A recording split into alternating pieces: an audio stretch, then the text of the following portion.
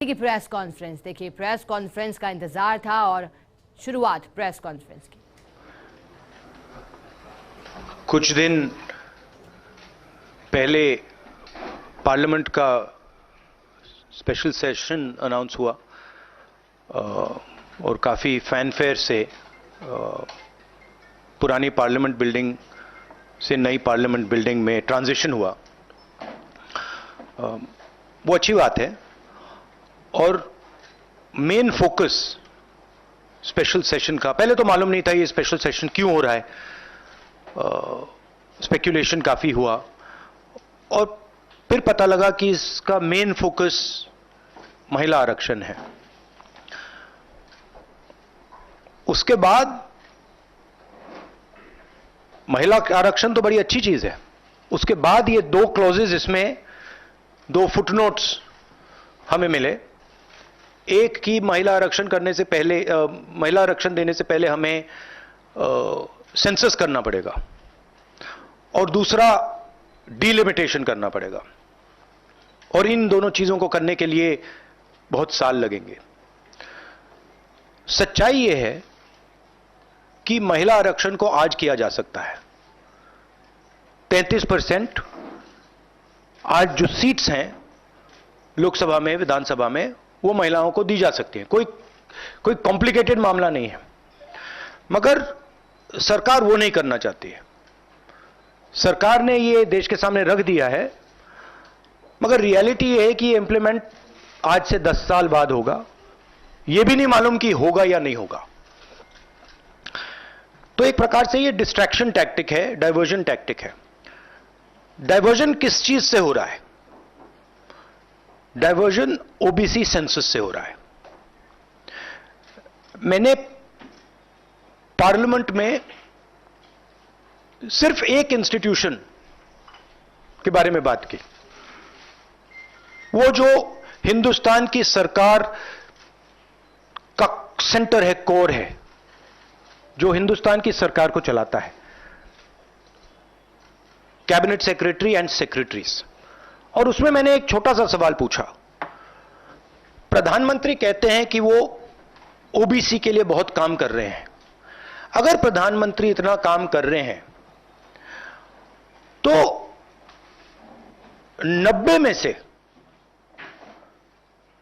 लोगों में से सिर्फ 3 लोग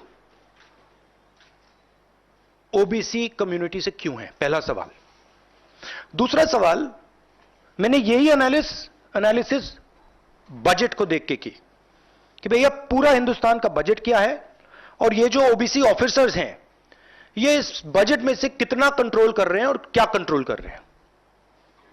आदिवासी क्या कंट्रोल कर रहे हैं, दलित क्या कंट्रोल कर रहे हैं। ओबीसी हिंदुस्तान के 5% बजट को कंट्रोल कर रहा है, ओबीसी ऑफिसर्स।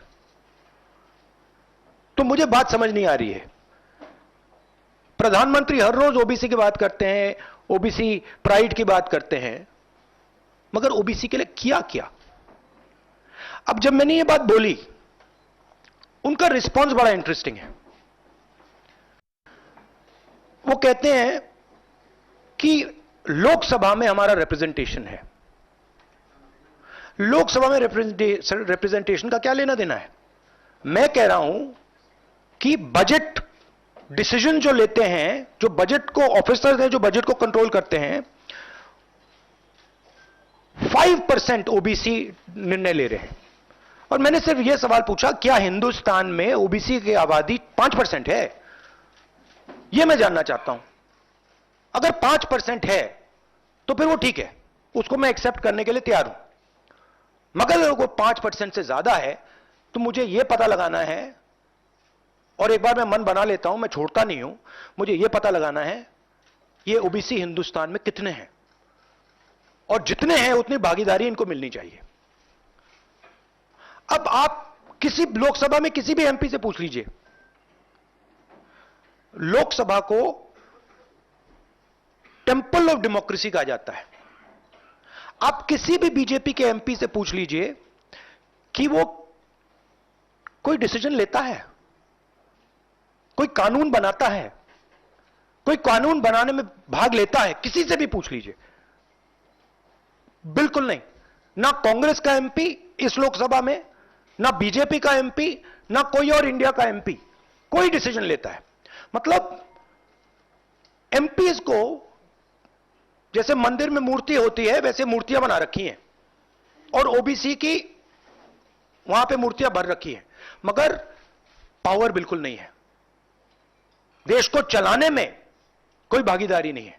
यह सवाल मैंने उठाया है कि क्या, और हर ओबीसी युवा को यह समझना है कि क्या आपको इस देश को चलाने में भागीदारी मिलनी चाहिए, हां या ना। अगर मिलनी चाहिए तो क्या आपकी आबादी 5% है, हां या ना, यह सवाल है।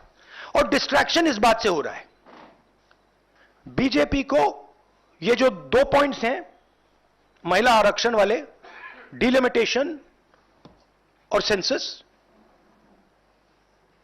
इनको हटा देना चाहिए और एकदम महिलाओं को जो इज्जत मिलनी चाहिए, जो रिस्पेक्ट मिलनी चाहिए, जो भागीदारी होनी चाहिए, उनको एकदम वो कर दें।